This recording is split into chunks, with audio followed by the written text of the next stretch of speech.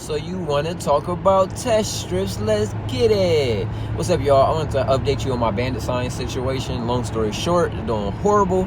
I put out 80 signs. Some I put out about 2 weeks ago, and then I put out another 40 this past weekend, and I just got my first call from those signs. Actually, no, my first call was somebody telling me that they were going to take my sign down. It's funny. People get a kick out of contacting you to let you know that they're going to do stuff like that. So I was like, all right, thank you, have a good day. But the second call I got, I made $35 profit. So I'm losing right now. The problem with my signs is that the number is way too small. When I was designing it, it didn't look small, but when they came to me and I actually put them up on the poles, I realized that I need to make the number a whole lot bigger. Like it's very visible that I'm buying diabetic test strips, but if somebody actually wanted to get a number real quick, it's gonna be really difficult. Even with my binoculars, I can't see the number, so I know other people are having trouble seeing it. So actually what I'm about to do, and I'll talk about this a little more in a second, but I have these different colored sheets. It's card stock called Astro Bright. You can get off Amazon for super cheap. Like a pack of 320 is like 18 bucks. I'm going to be printing up my phone number on these sheets and then taping it to the remaining bandit signs I have and putting them up as an experiment to like see if it really is that I'm not getting calls because my number's so small. So I'll let you guys know how that goes. But while we're on that topic, I did want to show y'all these flyers that I'm making up on cardstock. They simply say cash for diabetic strips, and it has my phone number very big at the bottom, and I have my area code really small because in my area, everybody's area code is pretty much the same. And that was the problem with the bandit signs, was my area code forced me to make the entire number smaller because I have it as the same size as the main part of the number. So in the next design, I'm going to make the area code small so that my phone number can take up more space and be more visible. But so I wanted to talk about these cardstock flyers that I'm experimenting with. Don't you guys like that I'm experimenting with my own money, so you don't have to go out there and do it and waste your money? You guys can just watch me fail. But so I'm printing up these flyers, and I'm putting them on just about every other telephone pole in a certain area. So the idea behind it is I want repetition.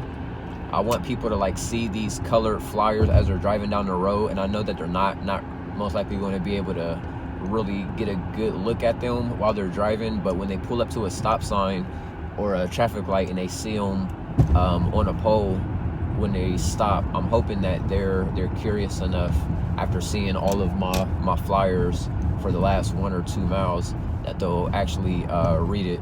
So I got this idea from a local rapper in my area. He's been posting his YouTube channel, and the first time I seen his flyer, I laughed at it. I was like, bro, nobody's gonna go and look at your YouTube channel because you put flyers up. Like, that's so random. Nobody cares that much. But he has started putting these flyers all over the city: north side, east side, south side, west side. Like, they're everywhere. And it got to a point where I seen his sign so much where I was like, okay, I'm about to check this guy out just out of pure curiosity because I've seen him every freaking where. So that's what I want to do with these flyers, is just put them everywhere so that like people are going to have to look and know that they can get cash for their diabetic test strips. So I will keep you guys updated to see how that goes.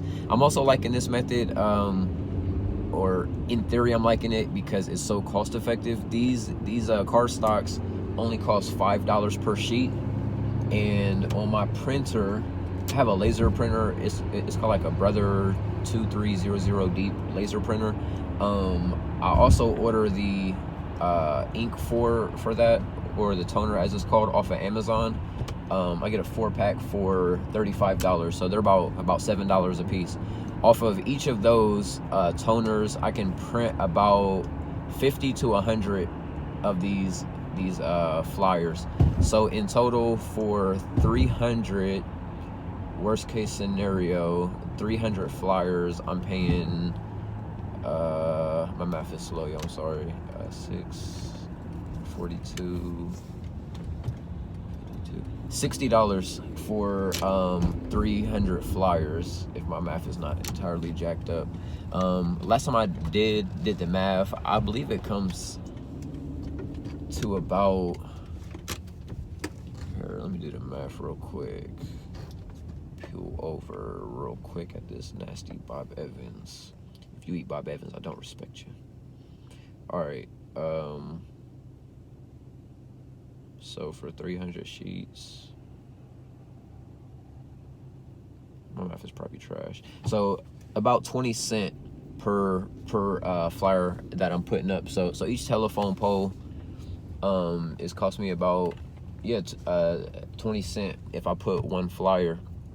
On the poles that are near traffic lights and stop signs, I'm actually putting like three poles, just so it's like multicolor to attract more attention.